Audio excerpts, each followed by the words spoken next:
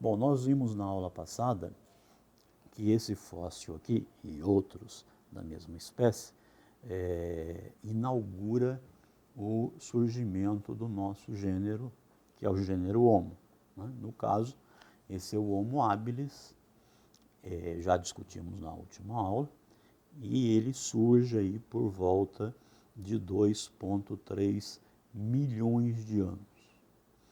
Por volta de 2 milhões de anos, vai surgir também na África o famoso Homo erectus.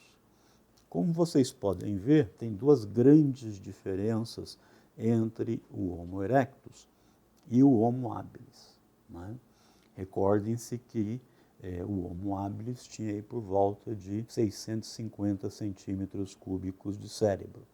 Já o Homo erectus, se você pegar a média, porque nós temos vários fósseis de Homo erectus, se nós pegarmos a média da capacidade craniana do Homo erectus, está aí por volta de 900 centímetros cúbicos.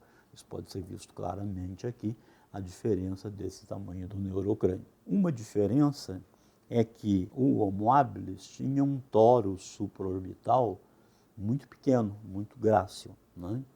No caso do Homo erectus, vai se desenvolver um tórus supraorbital muito robusto, né? É fácil comparar aqui e ver essas diferenças. Uma característica que marca o Homo erectus é a total falta de testa, que a gente também via no Homo habilis.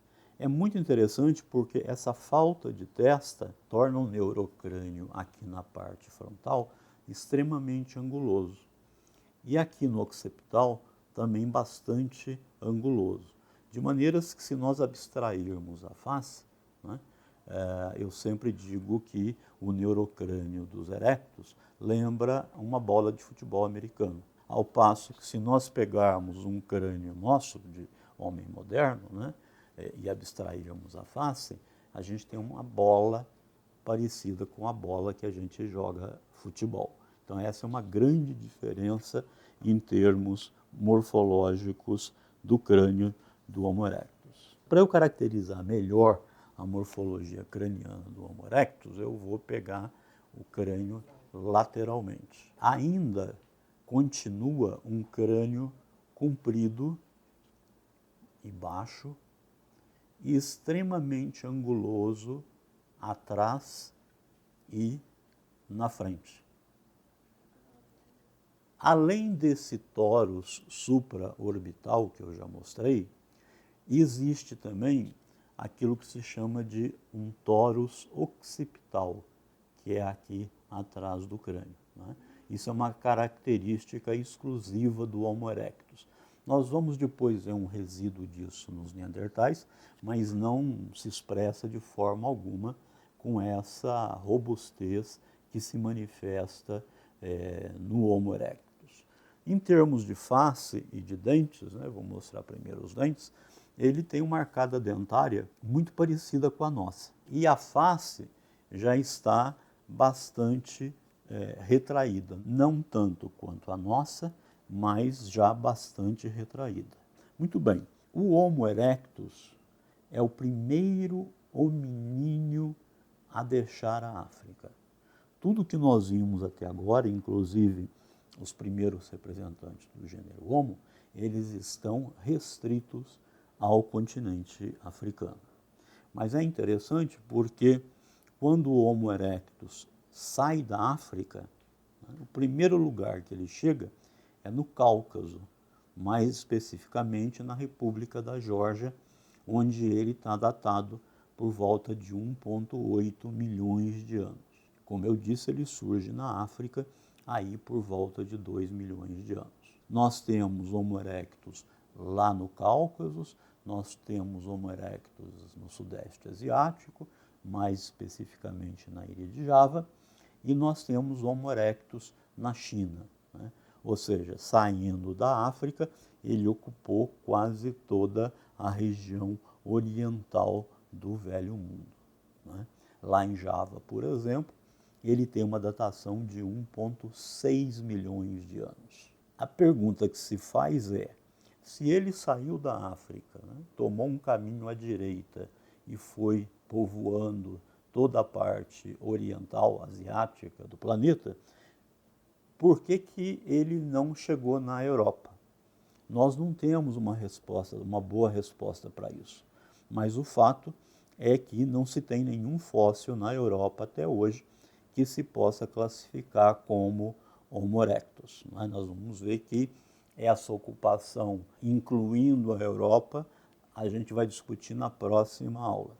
Bom, nós devemos, como eu disse, algumas coisas muito importantes ao Homo erectus. A primeira delas é que, em termos de bipedia, agora, finalmente, nós vamos ter uma bipedia estritamente terrestre. Ou seja, os ossos do pós-craniano, associados a alguns crânios de Homo erectus, mostram que, assim como nós, eles têm braços curtos e pernas longas.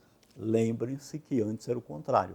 Havia braços longos e pernas curtas, o que caracterizava aquilo que eu chamei antes de bipedia facultativa ou de bipedia arbórea. Agora não. Agora nós temos um ser estritamente terrestre e que perdeu, assim como nós, a capacidade de, com facilidade, subir numa árvore. A outra coisa que a gente deve ao Homo erectus é a nossa estatura. Até agora, inclusive o Homo habilis, nós estávamos falando de criaturas aí, o macho com 1,20 m, a fêmea com 1 metro de estatura. Aqui não, né? Os erectus já chegam até 1,80 m de estatura. Como é que nós sabemos disso? Nós sabemos disso porque tem um fóssil muito importante que foi encontrado no Quênia, datado de 1,6 milhões de anos, né, e que tem o esqueleto completo. E quando a gente analisa esse esqueleto, que é de uma criança aí por volta de 12 anos, né, ele já tem 1,63 m. Então, estima-se que se ele tivesse chegado à vida adulta, ele teria aí por volta de 1,80 m, 1,82 m. Outra coisa que nós devemos ao Homo erectus, né? Então vamos recapitular. É o primeiro a sair da África. Quando ele sai da África, ele ocupa praticamente toda a região oriental do planeta, mas não a Europa. E além disso, uma outra coisa importante com o Homo erectus é provavelmente o primeiro hominídeo a domesticar o fogo e usar o fogo sistematicamente para assar, ou se vocês quiserem, cozinhar os seus alimentos. Hoje as evidências mais antigas de utilização do fogo estão na África do Sul e estão datadas por volta de 1 milhão de anos.